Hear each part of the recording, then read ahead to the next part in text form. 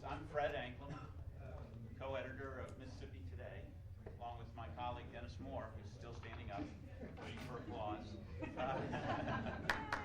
Anyway, we really appreciate you. This is our first of what we hope will be a continuing series of conversations with important newsmakers in the state. And want to express our appreciation to Millsaps for hosting this for us. We are very happy to have this kind of a venue. Millsaps, as long as I've been in Mississippi, which is since 1968, has always been a place where we can discuss important issues of the day for Mississippi. They've always hosted these sorts of events, and so it's a delightful thing to be here on the Millsaps campus. Want to thank President Rob Perrigan, the Dean of Students, Keith Dunn, and Kim Burke, the Dean of the Business School. So they all had a role in making sure that we had this room available to us. And we weren't sure how many people would turn out. It's nice to see a full room. So I feel like a professor who successfully started the semester with everybody attentive and ready to go. With me today from our staff is Adam Ganucheau, who is one of our state capitol reporters. Adam joined our staff when we launched just back in March. He had worked at Alabama.com, and previously to that, he worked at the Clarion Ledger. And he is one of the most highly regarded recent editors of the Daily Mississippian, Ole Miss. So we're excited to have him here, and he's been doing great work for us. And then we have our special guest who's agreed to help us kick off this event, Lynn Fitch, our state treasurer. And I'll just read a little bit from her bio. Raised in Holly Springs, she earned both a Bachelor of Business Administration and a doctorate, her law degree at the University of Mississippi. In a record, 5 years she did both degrees or something like that, if I read that. So certainly demonstrating some of the energy that she's brought to this state position. She served as the executive director of the Mississippi State Personnel Board. She has been active in the National Association of State Treasurers, and she sits on the executive committee and serves as vice president for the Southern region for that group. She was selected as Outstanding Woman Lawyer of 2012, recognized as a Woman Trailblazer by the Mississippi Bar Association, recently named a Mississippi Bar Fellow, and named a 2015 honoree of the Women in Government Leadership Program by Governing Magazine. She's on several charitable organizations as well. I think one of the things that is very neat is that she has been elected to statewide office, which we don't see women being elected to statewide office in Mississippi nearly enough. So when you talk about diversity, and we might think about racially or religion or geographically, there's also sexual diversity that we have to be aware of in our state. Anyway, we appreciate her being with us this morning. We look forward to a conversation about state government, our spending priorities, the path that the legislature is taking, and you've been very outspoken in recent months about where we're going. So I thought we'd just start. I'll take a seat and let you just start talking about what you think is going on in Mississippi. Right. Well, first of all, thank you, Fred. Thank you, Donna and Jim. I appreciate the opportunity, and Adam, I've enjoyed getting to have many conversations with. Thank you for what you're doing and the reporting that so professional. It means a lot. And so I'm excited to be here and to be a part of this kickoff, to have the dialogue, the conversation. We have tremendous opportunities happening in our state. It's just how do we capitalize on those? So for me, I see just right off the bat, the 2017 legislative session is coming up. So how do we leverage those opportunities and move them into a positive format for our state? Certainly the national economy's been very sluggish. We all see that. Mississippi is a little behind the bell curve as well. So what do we do to jumpstart our economy? And how do we make that happen in a simultaneous track? So I look at it in a couple of different ways. First of all, I think for the state, we have to look at it from a macro level. So what we need to be talking about are our jobs, our workforce, and how do we make that happen? And what are the things that we can do through the session? So certainly I think that we should balance our budget. That's crucially important to moving forward. Manage our debt very conservatively and temper our spending to go with our debt management. And then the rating agencies. We need to strengthen and maintain our credit rating agencies. Now, on a micro level, how do we do that for the personal side? And so there are several ways, again, I think we look at that and we can take an active track. And that would be certainly to look at pay equity, college savings, and then financial education across our state. So if you look at all those, just taking those barometers and you push them together, it's all about the economy and they all wrap together. So how do we grow businesses? How do we bring in new businesses? How do we prepare our workforce for tomorrow? And I think a lot of those all add up to that. Now, one of the most alarming statistics that we must change is that we're the highest state in the country of poverty. And I never like to give that statistic. However, when you see that these particular issues are there, how do we address those? And how do we begin to change the culture, the financial culture? How do we begin to attain where we'd like to see ourselves in the state? And I think it's been very strategic. I think it's been very solution-driven. And I think we had that opportunity with this legislative session to really look at a lot of these issues in a positive way. For me, it's not so much looking back, it's looking ahead. Well, that's an interesting overview, and what I'm wondering is what would you see as you look ahead to the 2017 legislative session? What might be done differently than maybe what happened in the previous session? I mean, you are looking for a different path, it sounds to me, for the legislature to take. And how would you see that? Well, absolutely. And again, there are many good opportunities that we need to seize as the legislative body. Certainly that involves our business leaders, that involves our education leaders. It involves the whole state rally around on these changes. First and foremost, balanced budget. We don't truly have a balanced budget requirement in our state. So when I survey people and they say, absolutely, we have a constitutional requirement. Well, we don't.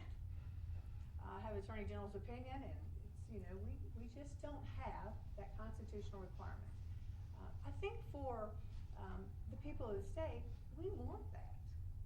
We want to do that in our own personal households, and we certainly want to see that our money, taxpayers' money, is being spent very wisely. It's been very cautiously spent. It's been on the projects that are going to propel us into the future. So we have to get to that point. We do have a statutory scheme for balancing our budget, but not a definitive. So in other words, what number do we balance to? What's the time? Is it July the 1st of every year? Is it the 60-day lapse time? What's the number, and who provides that certification for that number? I think that's critical, not only for us, but as the rating agents look at us, and they view us on how we are expending and then actually balancing. So I think that's important, and I think ultimately that should come up and then move forward with our constitutional amendment. Not to get too deeply in the weeds, but so right now, as treasurer, and you're sitting there looking at the state budget month by month, what are you using as benchmarks to decide if we're balanced? Well, again, we only have two laws, and they're sort of interpreted together. One is from the governor's budget, one is from LBO, but we don't truly have that pathway that says, here's the number, here's the agency that certifies that, and then what's our time frame. And I think that will help agencies. I think that helps long-range plans, and it certainly wraps into our future to have a true balanced budget. We're one of the few states that doesn't have a true statutory scheme that is very forthcoming on how do you balance. So we saw, if you don't mind me jumping in, we saw last week Governor Bryant, of course, did cut some of the agency budgets to make up for the staff error, that $56 million accounting error. At Neshoba County Fair, in your speech, you made the comment, the state at that point were $135 million in debt. And the math there obviously was that error, that staff error, plus the $79 million or so that Attorney General Jim Hood says, we couldn't sweep into the general fund from this special funds. And with last week, with Governor Bryant actually, making moves to fix that $56 million, would you say that we're still in debt? Do we still have that $79 million, or roughly $79 million? Is that something that we're still kind of in the red on there? Well, absolutely. Again, the Attorney General came forward and, looked at those, particularly those trust funds, and said you must preserve the integrity of those funds. And he's our attorney for the state, and he sees those as being maintained in that capacity. So you have to know that those are off limits. So in that sense, you look at that and you automatically say, yes, we still don't have the right numbers. One-time money is a problem.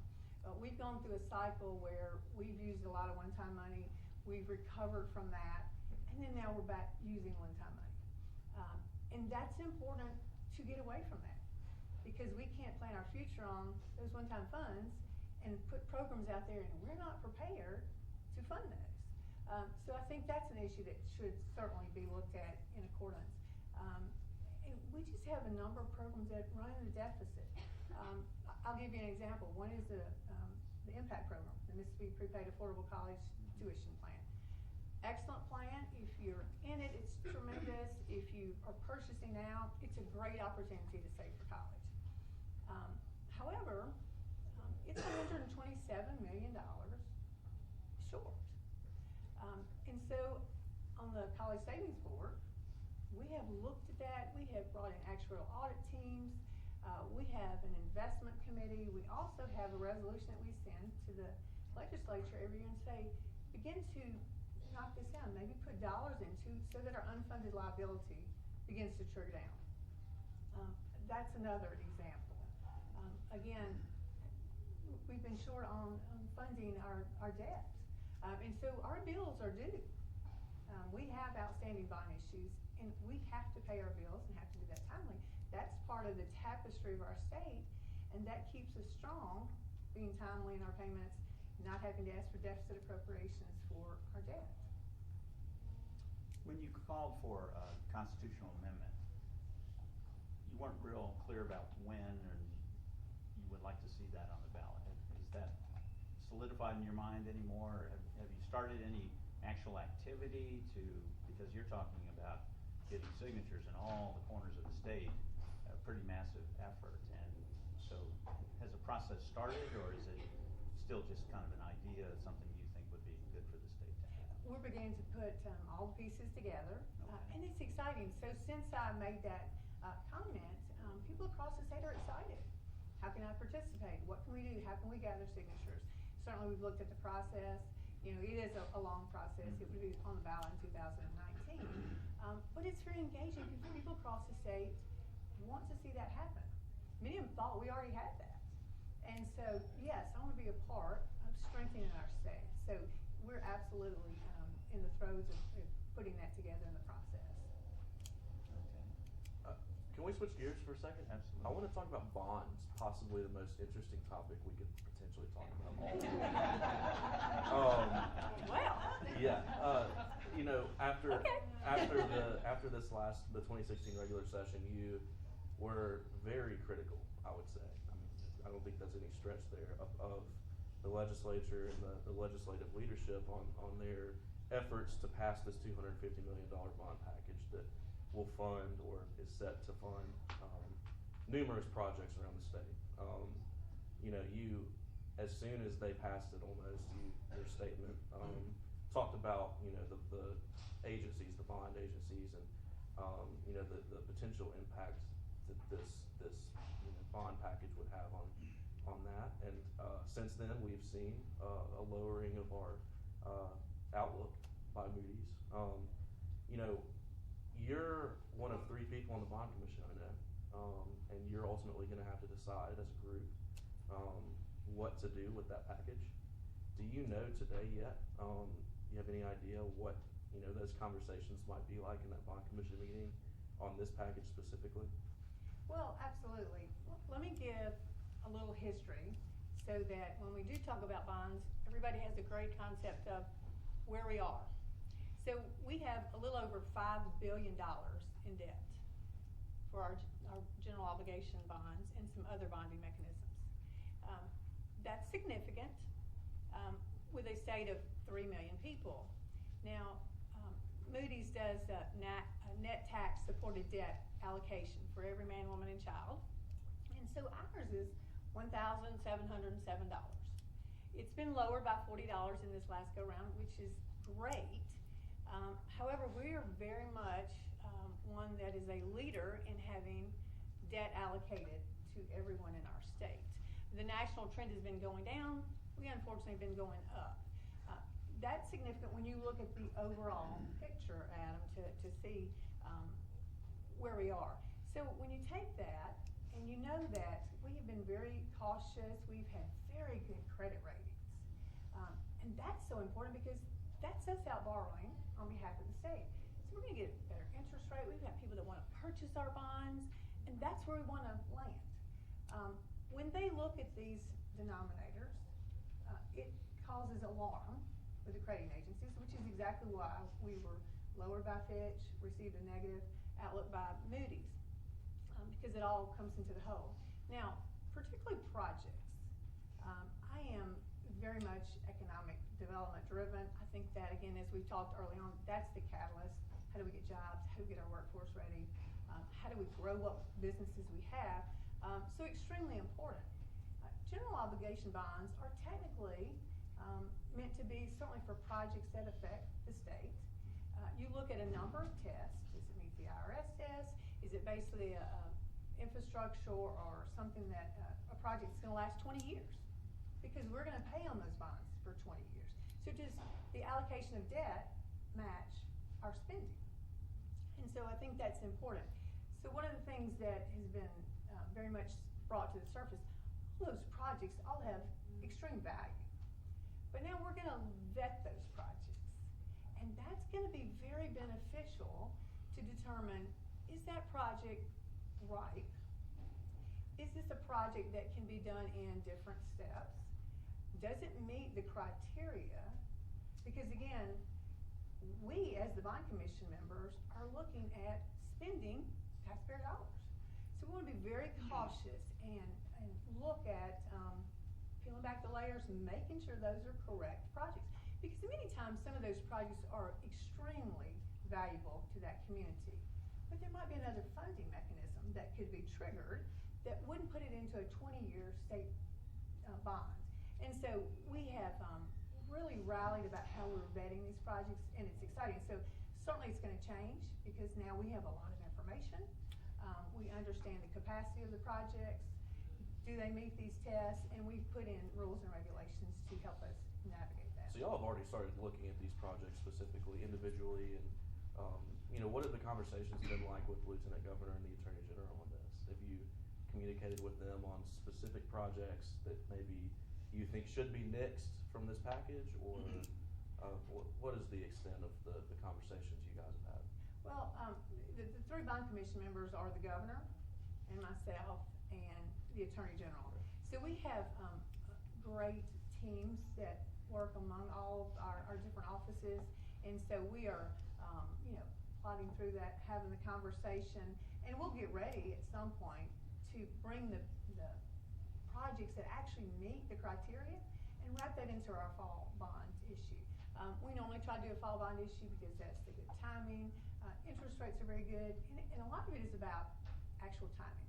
So we need to get these projects vetted, and we need to be prepared to move because we're seeing a lot of conversation about interest rates going up. So we want to be positioned so that we can move very quickly and get the best interest rate for the state. So you'll be able to select. You don't have to take the whole package. You can pick individual items and then construct your own bond package off of this. Is that correct? Yes, and it's going to be very valuable long run because, again, we might see some projects that are extremely beneficial, but there might be another way to fund them, or they're not quite ready for this package. And that gives us the opportunity to really look at the data, the specific details of each project. Well, some might say that the reason we have a bond package this big is because the legislature doesn't want to deal with some of these other funding sources that could support some of these programming. I mean, how do you feel about that? You mentioned that there could be other revenue triggers that could help fund some of these projects. Do you have any in mind, or can you explain what those might be? Absolutely. First of all, there are any number of grants and programs that different municipalities could participate in.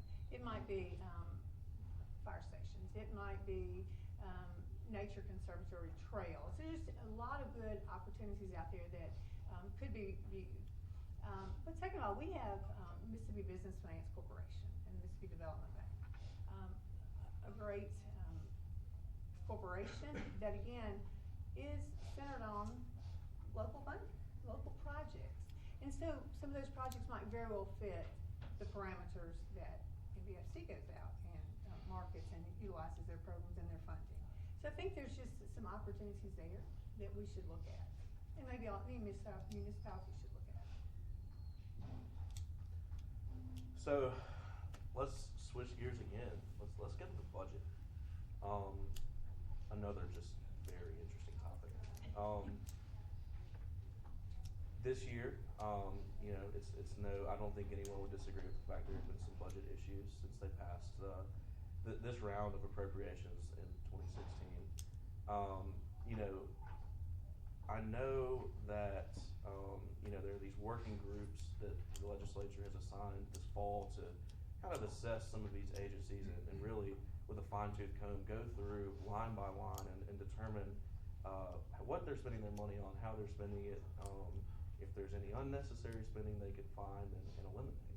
How do you feel about that? Were you in any way brought into those conversations as the planning stages of that was happening? Do you think that ultimately that's a good thing for the state? Of course, some agency heads have certainly complained a little bit about that process and everything. How do you feel about that? Is that a good thing in the long run for Mississippi? Well, absolutely, and I commend the legislature for taking some very proactive movement. We are certainly at the stage in the state where we need to really look down and determine on a nonpartisan issue what's working in our state. Are our dollars being spent correctly? Are we really getting the value out of the particular programs? So I think anytime we can, headlight and we can make a determination that yes, this is a program that is very successful. Maybe it needs more money, or maybe this is a better outreach to the citizens. Are there always going to be programs that layer down that are not as successful?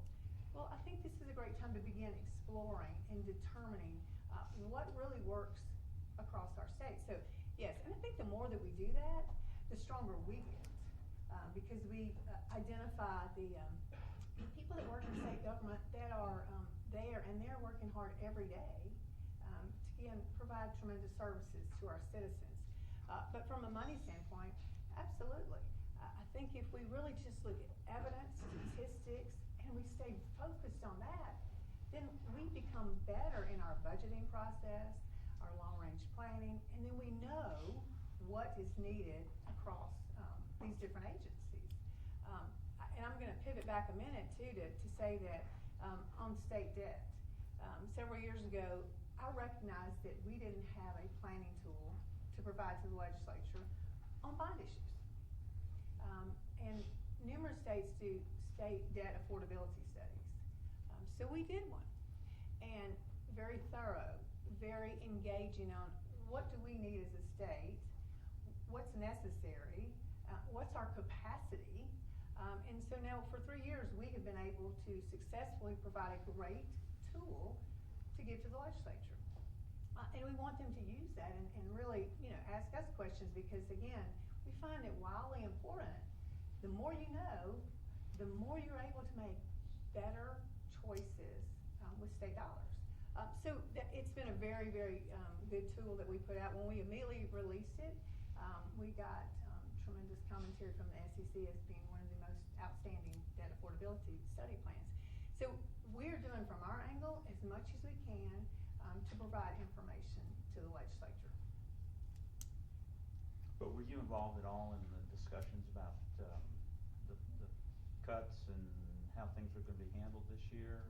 A lot of agency heads were kind of caught by surprise when over the last weekend of the legislature, all of a sudden they found out what the cuts were going to be. Of course, the forecasts came in right before they were going to make those decisions, and they were dramatically lower, I think.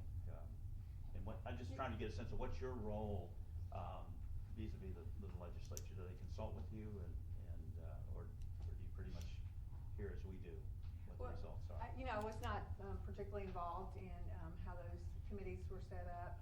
We've been happy to provide as much support data that we could, information, any statistics that we might have. Certainly, we've had a lot of calls and requests, and we're always glad to provide that, be it to the particular legislator, to the committees, to LEO, and we see that as a role that we're very supportive in, and want to be, and always ready to help any way that we can, even in any further ways. So, you're the state treasurer. You've got all the money. What, right? So what, you have projections and you're providing good information, but really, once the legislature decides they want to spend money on certain things, you don't really have any role in deciding if that's appropriate, or do you? That's correct. My role somewhat ends as far as now becoming a support for the legislature. Now, in other states, the state treasurer is very engaged with the budgeting process. Again, I think that probably is very beneficial because the more you have on the team that are providing good numbers and data, it makes it much more healthy for legislators to make choices. And so that's what I see the role is what we're doing now. We're doing everything that we can to provide that information. Okay, but you really, they decide what they're going to spend, and you basically just pass the money out? Well, we're very calculated. We have a lot of checks and balances in place about our dollars and exactly what agency, and very much engaged, certainly with our information technology.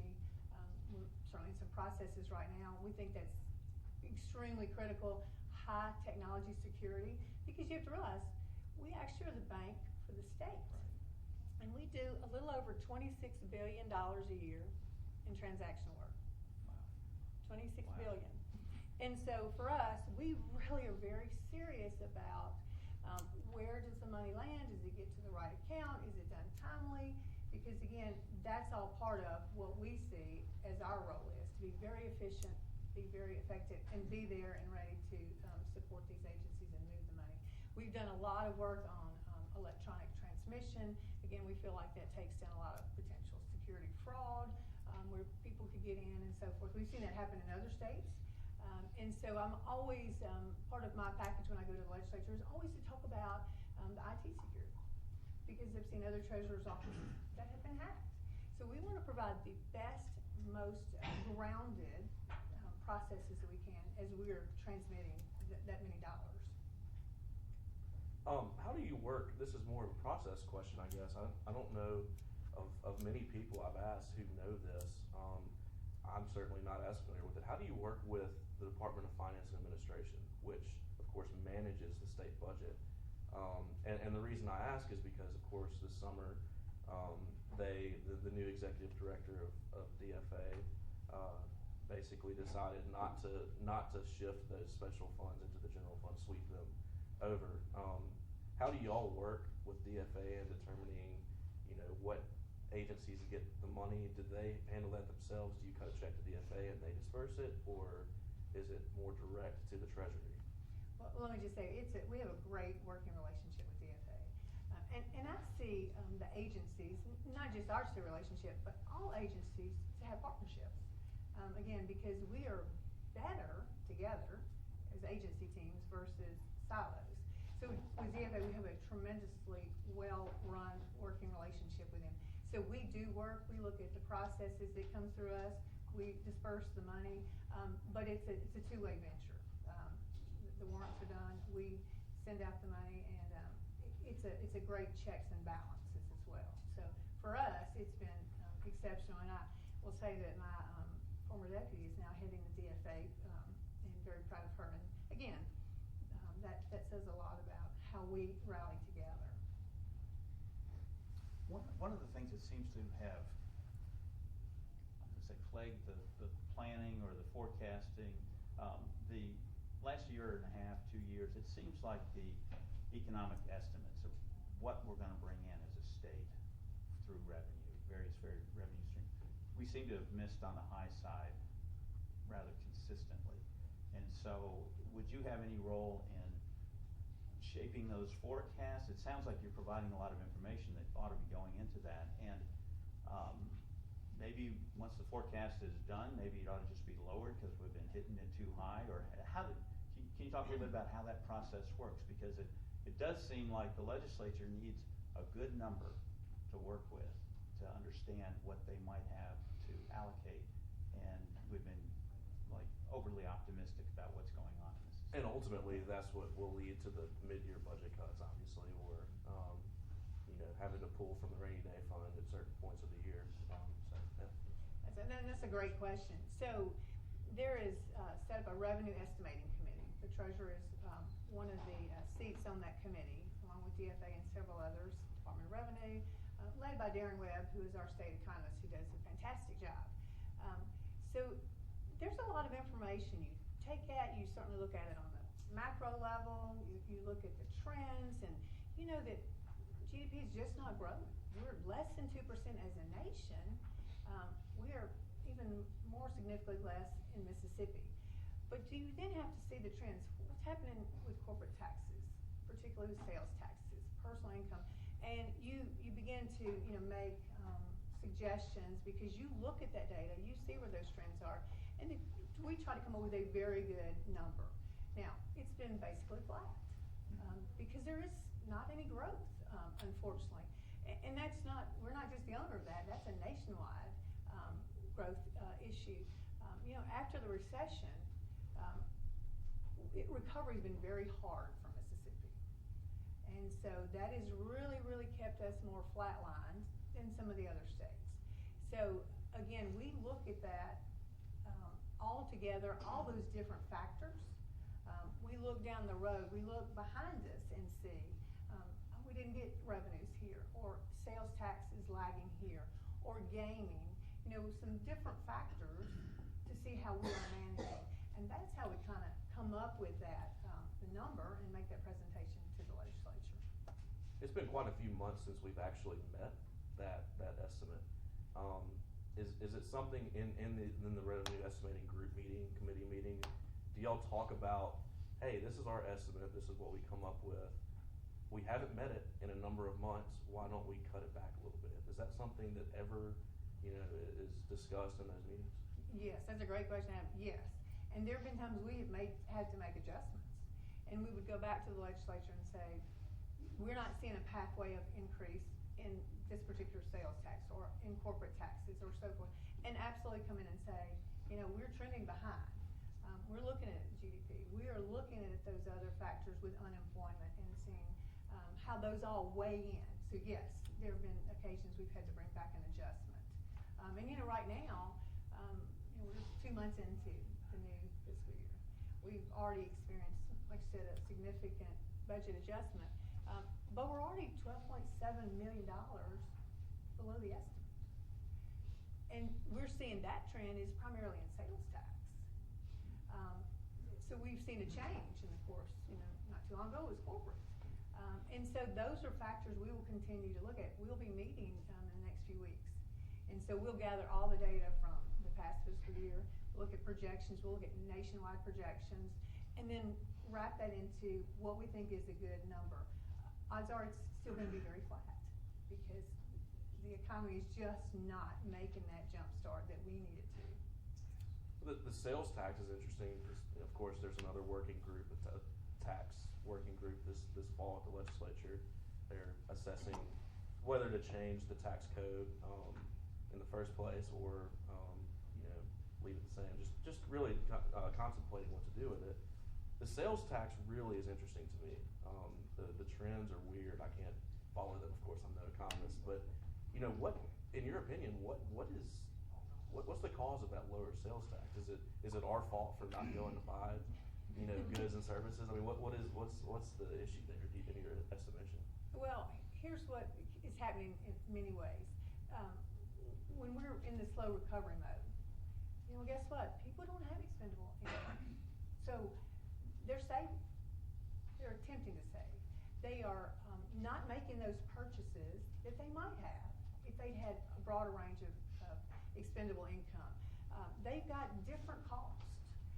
It could be college costs, so there's a shift, and those monies that might have been available in the sales tax arena are no longer there for those individuals to use. So they're shifting their dollars to fit their priority at that time. And anytime you've got a recession and a recovery mode, you truly have less expendable income, and that's a significant factor. How do you change that? There are any number of ways. Certainly we want to see our unemployment go down. We want to see our employment go up. We want to see better paying jobs for our folks. We want to see a strategic plan that helps those businesses. We want to see regulation not be so tangled up for businesses to grow. We want to create an environment that makes that happen. We want to have the conversation about, yes, you need to think about retirement. Yes, you need to think about long-range plans in Mississippi. And all that comes together to kind of answer your question on why we don't have that happening, but how do we change to make it in a more positive setting for our state. One item that got a lot of commentary at the end of the session was the fact that at the same time that the governor was having to cut the current year budget, they imposed a tax cut.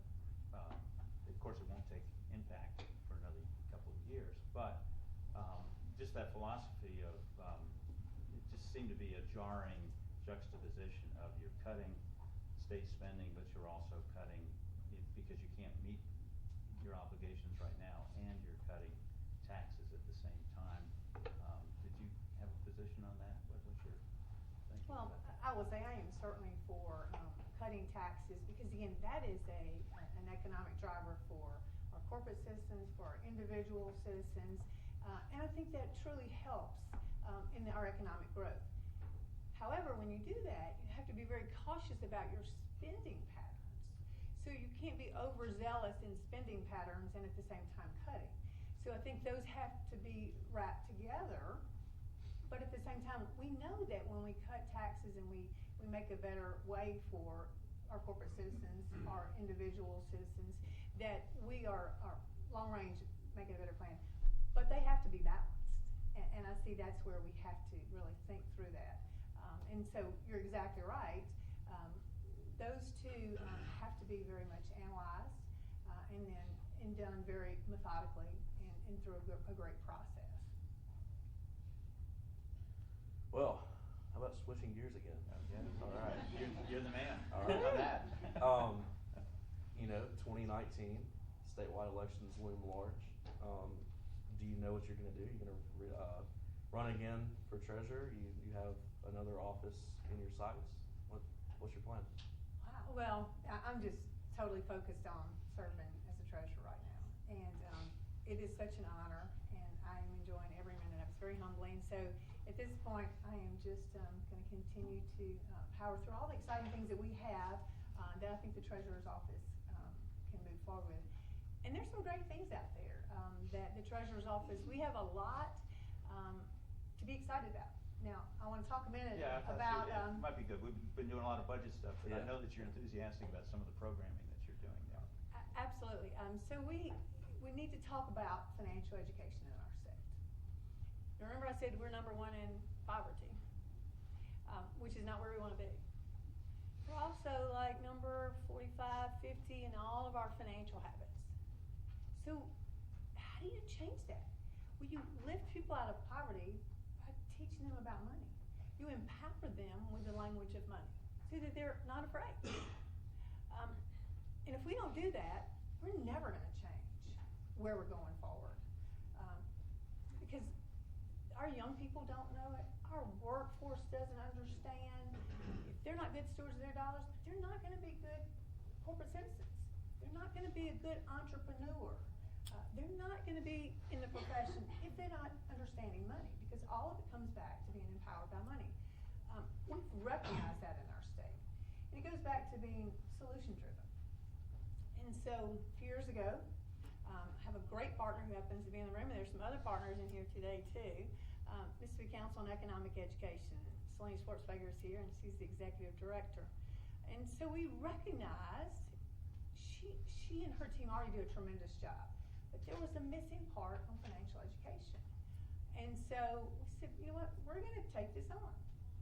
Together, we're gonna broaden our partner base. We've got people that donate dollars so that we can get teachers trained. Now let me tell you, they do a fantastic job training teachers. If any of you have any teachers, you know about teachers in your family, what a tremendous circle of influence. Our teachers are key to the future of our young people. They're key. They're teaching our young people, they're in the community, they have a wide circle of influence, they're in our churches and our civic organizations. Our teachers are being trained by the best. And so we knew we had to train teachers. And then we could get them ready to teach our students.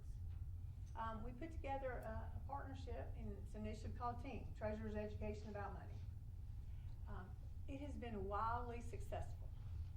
And to be able to stand here and talk about our partnership and talk about the numbers, let me just tell you about the numbers before we started this. In 2012, about 28,000 students graduated from high school across our state.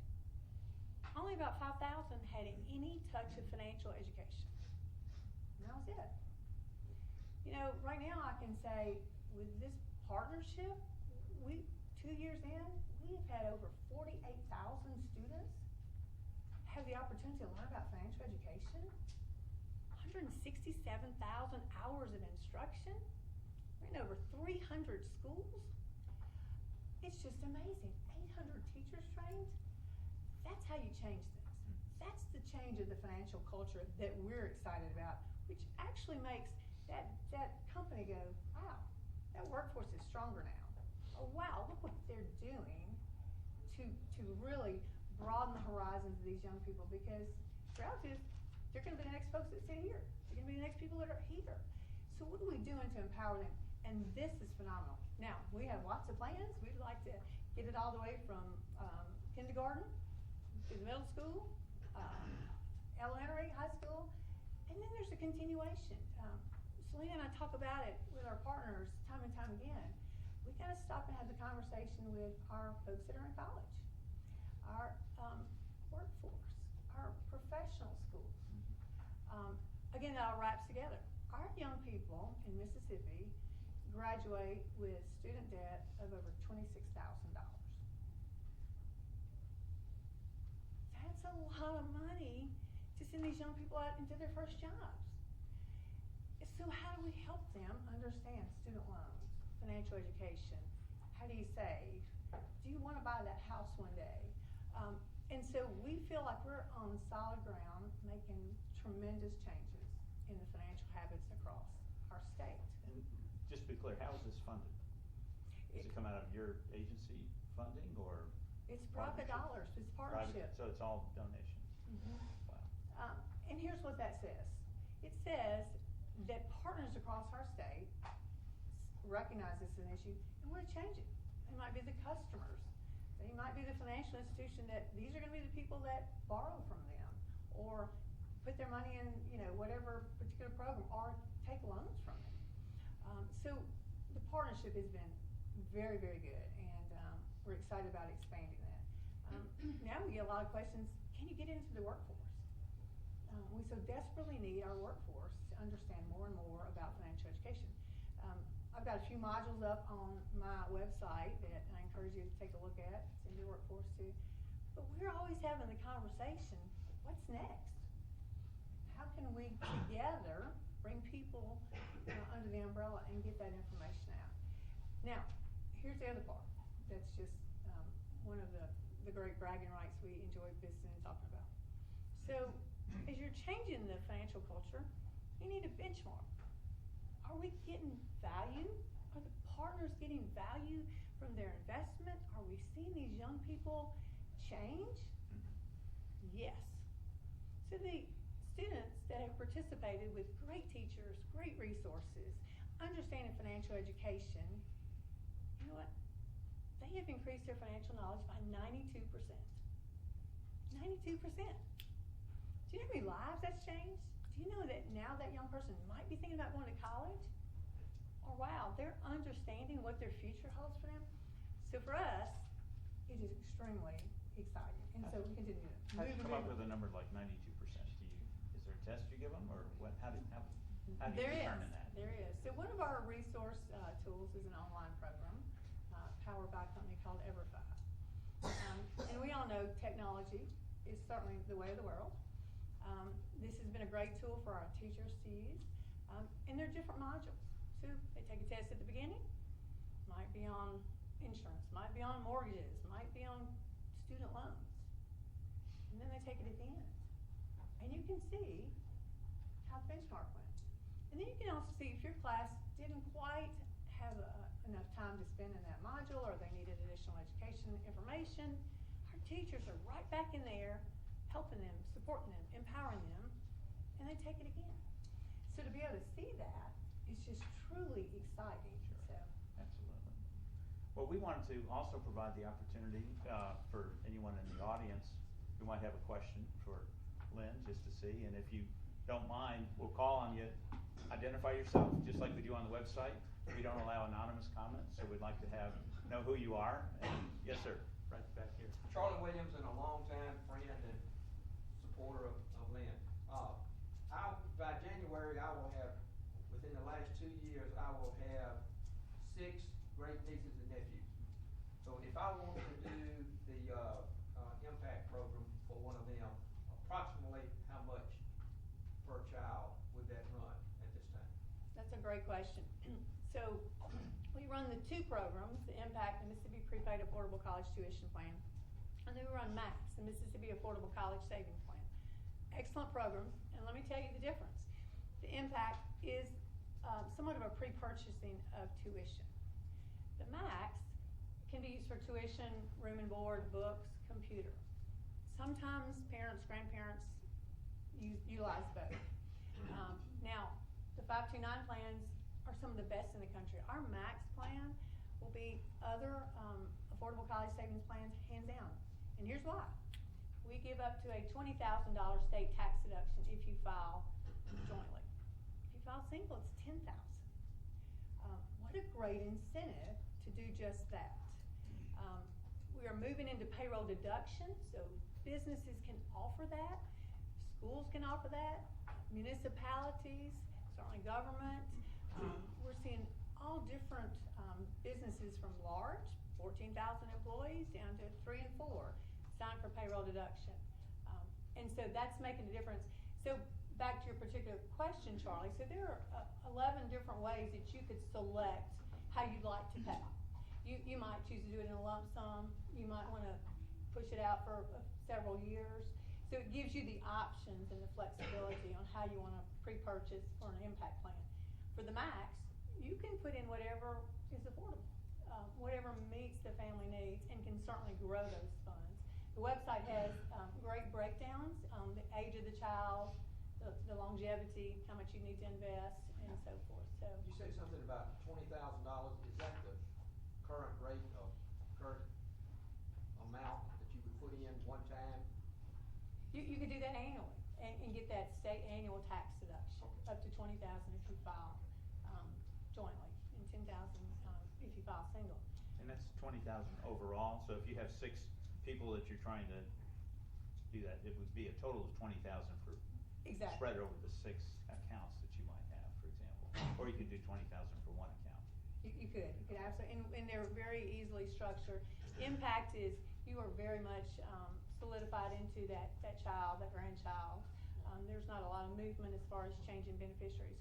In the MAX, you are very much afforded flexibility. You could move it from one child to another very easily. A couple of questions I always get on the prepaid tuition. What happens if my child gets a scholarship? What happens if they go out of state? Which are very good questions. If the child gets a scholarship, you get your monies back. Many times you might get it back and then turn around and roll it over into a max account that might need to pay for room and board or books or whatever the case may be. So that's certainly an option. If they go out of state, again, we don't want to see our young people go out of state. We want everybody to stay here. We think this is such a grand place to live and a great quality of life. But if they do, there's a formula that we utilize, and we will apply that to that out-of-state school. So it's very much a win-win opportunity to save. And here's the real telling on saving for a child. So study after study shows that if you save for a child, whatever the amount is, even if it's a small amount, if it's the $20,000, here's what happens. That child is 7 times more likely to further their education. 7. They're worth it. If you can put in $20 a month, then wow, you may have changed that young person's life because somebody believed in it. Somebody valued that young person, and they continue to grow and know that somebody believes you can further your education in whatever you want to do. So. Thank you. There's another question up here. Anything, sir? I'm Ed Sommer. I'm a political science major. I go to school here. I know we've talked a lot about education today, and I know you said about taxes being an economic driver, but do you really think we should be giving big businesses tax cuts when we're not fully funding education in our own state? And don't you think we should focus our efforts more on making lasting improvements in our education and making sure that there's jobs there for those kids when they get out and they can stay in Mississippi? Well, you've heard me say time and time again, education is critical to how we springboard our economy. But it also goes back to those are legislative choices, and if you have to look at them hand in hand. If you are in a position in our state to cut taxes, that's a great economic growth factor. That could spur in many ways. But you also have to be very cautious on the spending side. And so that's where the legislature gets the opportunity to review their hand, make wise choices, and do just what you're talking about. So certainly I think those two are wrapped together and can be very, very positive. I think we had another question here. Pat Nelson, another longtime supporter of Lynn Fitch and admirer. You mentioned state sales tax is being maybe due to a sluggish economy, but how much of it do you think might be due to people like me who buy their goods on the internet and don't pay state sales taxes? And what do you think might be done to improve or try to fix that? Well, that's a great question. Certainly, we need to capture all of the dollars and revenue that we can have coming into the state. And I would say probably everybody in this room tends to do online purchasing and have it delivered. You're seeing more and more that the sales tax is being applied to the particular states, and I think that is certainly a win for our state. Again, it's a legislative action, but again, these companies they're understanding that revenues are derived and should go back to those states. So I'm excited, and I'm glad we always capture more revenue that comes back. But What do you think could be done to do that? well, I think we've seen the introduction of some legislation by the legislature, and I think you're seeing that movement again across our country because people want to capitalize on those dollars that are being lost. So I think that could be a very potential opportunity to bring in some more monies for our state. Over here. I'm Carol Puckett. Earlier in your conversation about the budgeting process, you said that we need to look in a nonpartisan way at the budgeting process, and I would just like you to comment on what can we do to break the partisan paralysis in the legislature, because it's affecting our budgeting process. Well, thank you. It truly is. We have to, I see this as we're all on the same team. And I think the more conversations that we have, the opportunities to work together strengthen us, the more parties that brought in that have subject matter expertise that can aid in the processes as we're looking at budget, as we're looking at projects, is just wildly important, Carol. So I think the more we talk about it, the more the circle opens up and we can begin to have that conversation. I was just saying earlier, I just read a book recently called Moneyball in Government. And when you really get down to the numbers and the statistics, and you say, we're in public service for public service. And we've got to get to that resolution that we are here together. Everybody needs to look at the long-range plan on how we work for the best of the state. So I think having the continued conversation, the discussion about what can each of us bring to the table, again, maybe provides more opportunities to nullify some of that. In the blue? Hi, I'm Jamie Bardwell. Payday lending. So Mississippi has one of the worst payday lending laws in the country, with interest rates over 500% APR. It's really hard to save money when you're paying so much in fees. What are your thoughts on the payday lending laws and if we should have reform? That somewhat goes all back to the whole discussion on our financial environment on a personal level. So here's what we're seeing in our state. 64% of Mississippians have no savings. 64%. 60% of Mississippians spend more than they make. Let's see, 38% use a variety of lenders, one including payday. And 47% of Mississippians don't have a traditional bank account. So think about that. 47%. So we have a lot of work to do. And that brings us back into the financial education. If young people, if the workforce is aware of options, that they've understood how important it is to preserve their credit score, their lending power, their empowerment, they might not be so used to making that as an effort to go to those different lending facilities. They might look very hard at very strong banking facilities. They might create that relationship. So I think it kind of begs the whole question, how do we change that environment? And I think it's certainly financial education and people begin to have choices. You're saying it's the consumers, it's on the consumer side to make better decisions, that payday lending stores should not be regulated. No, every industry should be regulated, and I certainly think that our Department of Banking and Consumer Finance already has regulations in place.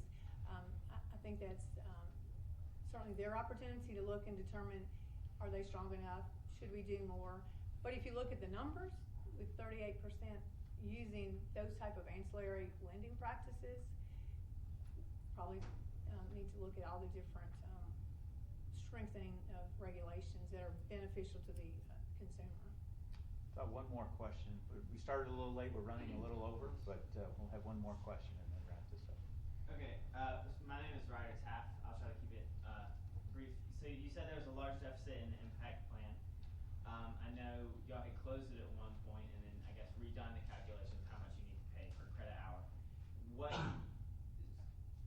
does the recalculation include some way to cover the deficit for the old participants, or is that totally ring fenced and keeping them from paying for somebody else's miscalculation? And what other ways are you looking at closing that deficit? Excellent question. We certainly worked with our actual audit team, and no, the new program was never intended to fund the old one. That would not be fair to the new participants coming into that program. The new program is meant to be cost neutral to us, the taxpayers, because remember, this is a full faith and credit program in the state.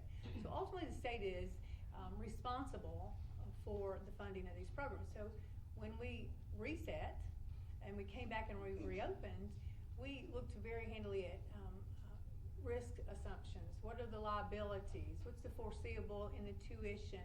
And calculate that so that we set these contracts accurately. And they have proved to be cost neutral, which is exactly where we want to land. And so we've been very conscientious about doing just that. But no, that is supposed to drive by itself. And then the hope and the recommendation has been to bring that down a little bit at a time, which is why we've asked the legislature to take a hard look at just beginning to take that liability down. Because here's what's happening across our country. There are very few prepaid tuition accounts left across the states. Even states like Tennessee have very well funded, over $1 billion.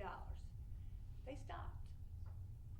because they didn't see that it was sustainable for the long run, even though they were very well funded. So now we're down to 3 states, Mississippi being one, that runs a full faith and credit program for college savings. Because the risk, the longevity, the sustainability is an issue. So that's why we take such a really hard look at that program. Well, thank you very much, Lynn. Thank you all for being here and being supporters of Mississippi Today. Thanks to Millsaps, John Sewell, and the other members of the staff. Millsaps helped put this on. Thanks to Sarah Ann and Mandy and the rest of our support team from Mississippi Today for making it come off so well this morning. But especially Lynn Fitch, thank you so much. Thank you.